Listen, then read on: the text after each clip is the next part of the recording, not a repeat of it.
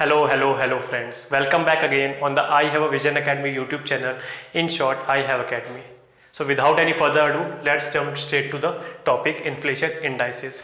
What is inflation? I have told you that general increase in the prices of goods and services. तो ये क्या बोल सकते हैं? पहले 10 रुपये आते थे लगते थे to buy a piece of bread. Now ₹30 has to be given to a shopkeeper to buy that particular piece of bread. It means the value of our currency has been depreciated. क्यों? पहले 10 रुपए की इतनी औकात थी कि वो एक पूरी ब्रेड खरीद दे, बट अब 30 रुपए की मतलब 10 into 3, अगर 10-10 रुपए 3 बार मिलाओ तब इतनी औकात आ रही है कि एक वही पीस ऑफ ब्रेड खरीद सके. It means value has been depreciated. किसकी? रुपीस की. तो इसको बोलते हैं कि इन्फ्लेशन आ चुकी है या इन्फ्लेशन आ रही है. इन्फ्लेशन के और भी टाइप्स होते हैं: creeping inflation, galloping inflation, hyper inflation, hyper inflation. But these all kind of topics we will be studying in the topic of inflation. Today's topic is inflation indices. ठीक है. Before starting this particular topic, एक छोटा सा topic है. We have Bretton Wood twins. These both are Bretton Woods twins. क्यों? क्योंकि Brayton would declaration से ये दोनों आए थे. World bank and international monetary fund. These both are dividing the countries in number of groups. World Bank is dividing the countries into 3 groups: high income, middle income, low income. ठीक है. According to the gross national income. What is gross national income? Go and see my GDP wala class. According to as the basis of gross national income, World Bank is dividing the countries into 3 subgroups: high income countries, middle income and low income. ठीक है. In high income, in middle income, there are again 2. That is high income middle class and low income middle class. So India is in low income middle class. ठीक है. Middle class है, middle income में है, उसमें भी lower में है. Understood? So this GNI, gross national income per capita, has been basis of the segregation of these groups via World Bank. ठीक है. IMF segregates all the countries into only 2. एक तो एडवांस्ड इकोनॉमीज और एक जो develop हो रही है ट्रांजिशन फेज में. तो एक छोटा सा था, आपको पता होना चाहिए. ठीक है.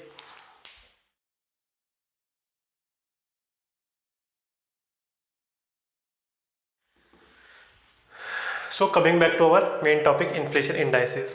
इंडेक्स होता क्या है? बहुत बेसिक समझिए. 2013 में एक पर्टिकुलर इन्फ्लेशन थी. कुछ भी होने दीजिए, हमें कोई टेंशन नहीं है. उसको हमने डेजिग्नेट कर दिया कोई भी वर्ड, कोई भी numerical 100.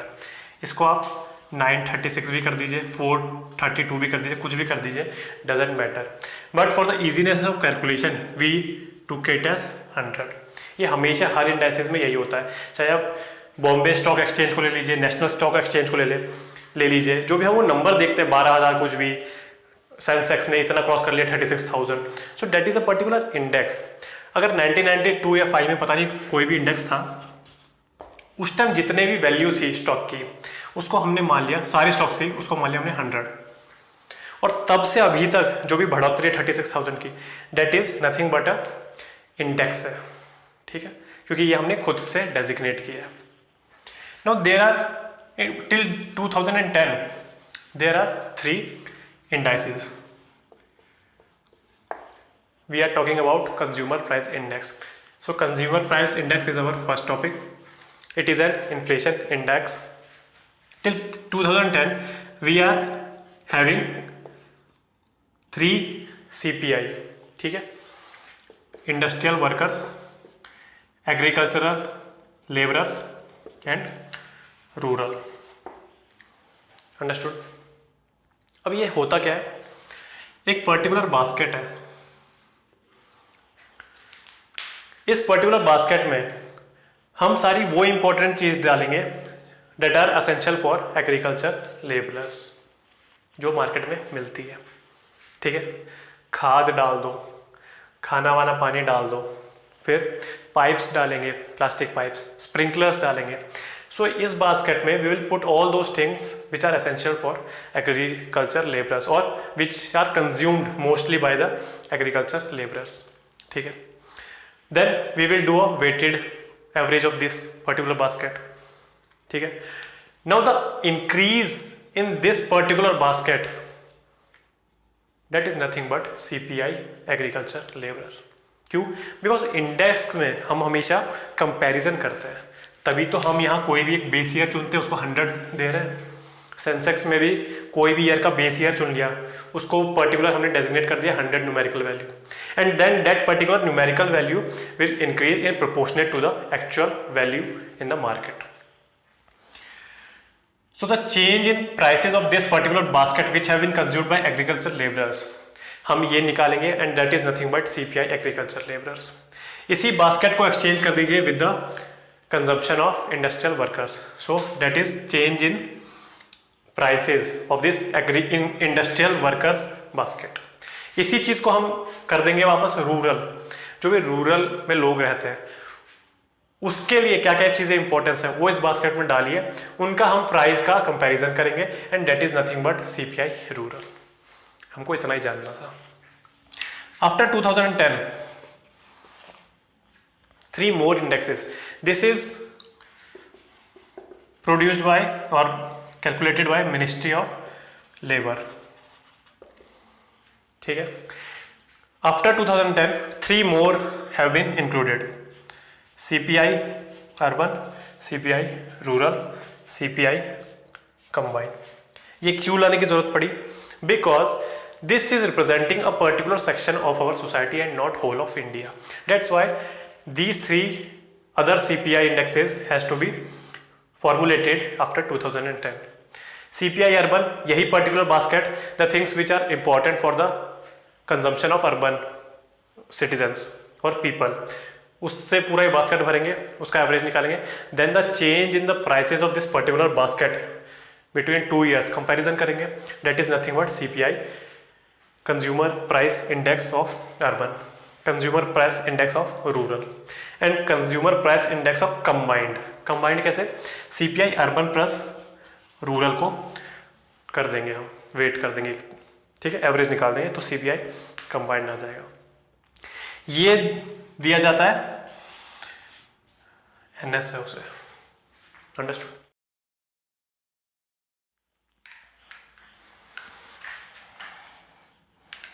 So I have told you this is published by NSO. ठीक है. अच्छा, मैंने हमेशा बताया कि एक बेस ईयर लेते हैं, तो बेस ईयर क्या है? 2011-12. ठीक है. And what is CPI? Consumer price index. It means the price which is paid by the consumer in the retail market. हम है कंज्यूमर, हम जाते हैं ब्रेड खरीदने, समोसा खरीदने, मंच खरीदने, ग्रोसरी खरीदने, आटा खरीदने, that is retail market. So what we are paying for that, उधर हम जो भी पे कर रहे हैं उसका एक प्राइस होगा और उस चेंज इन प्राइस से हम निकालेंगे इन्फ्लेशन. ठीक है. और वो क्या होगा अगर उससे उस चेंज ऑफ प्राइस से निकालेंगे तो CPI कंज्यूमर प्राइस इंडेक्स. जब हम जाते हैं ब्रेड लेने तो अगर हमने ब्रेड ली तो उसमें इनडायरेक्ट टैक्सेस आर इंक्लूडेड और not? Of course included. So CPI also measures और also takes into account the indirect taxes involved. ठीक है.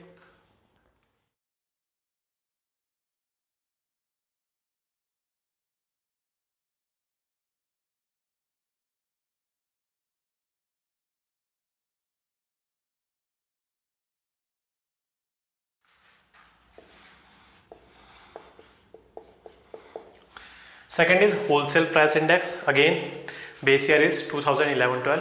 नाम से ही समझ जाइए होलसेल प्राइस इंडेक्स. इसका मतलब यहाँ इनडायरेक्ट टैक्सेस आर इंक्लूडेड और नॉट. होलसेल मार्केट वो मार्केट होती है जहाँ परचेज लेना देना बल्क में किया जाता है. जैसे मंडियाँ होती है, मंडियों में क्या होता है, जो भी फूड और मार्केट मंडियाँ होती है जैसे आज़ादपुर मंडी, वहाँ क्या होता है आप 1 किलो आधा किलो आलू ऐसे नहीं खरीद सकते. You have to buy in bulk, जैसे 10 kg 50 kg 100 kg ऐसे खरीदने पड़ते हैं. So in this particular wholesale market this is the step before the goods are purchased by retailers, जो हम शॉप्स देखते हैं, उससे एक पहले का स्टेप है. So in the last step, at the step of retailers, the indirect taxes have been included. So इसमें मतलब इनडायरेक्ट टैक्सेस नहीं होंगे इंक्लूड. ठीक है. One more thing in CPI. CPI में हम हमेशा फूड आर्टिकल्स और ये सब नापते, ग्रोसरी वॉसरी, तो वहाँ सर्विसेज भी इंक्लूड नहीं होती सीपीआई. ठीक है. अभी हम देखेंगे तीनों के बीच में डिफरेंस भी. सो होलसेल प्राइस इंडेक्स में क्या है, वही बेस ईयर 2011-12 है, और इसमें होलसेल में जो होलसेल मार्केट है उसमें जो भी प्राइस चेंजेस हो रहे हैं, मतलब एक्सक्लूडिंग द इनडायरेक्ट टैक्सेस. तो अगर उस इंडेक्स को हमको निकालना है तो we will use wholesale price index. ठीक है. And the last is it is only in India. GDP deflator is equal to nominal prices upon real prices. Nominal means inflation included, real means inflation excluded. इसको ज़्यादा समझने की जरूरत नहीं है, क्योंकि ये हमको बस इतना याद रखना है, इसका formula GDP deflator is equal to nominal price upon real price. Understood. अब हम तीनों के बीच में थोड़ा डिफरेंस देख लेते क्या क्या है.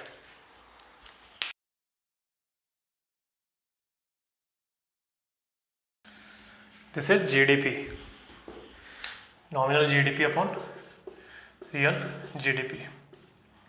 ठीक है. इन सब के बीच में डिफरेंस देख लेते हैं. पहला, एक्चुअली मैंने बताया था कि सर्विसेज इंक्लूड नहीं होती सीपीआई में, वहाँ डब्ल्यूपीआई है. मेरे दिमाग में डब्ल्यूपीआई चल रहा था पर मैंने सीपीआई बोल दिया.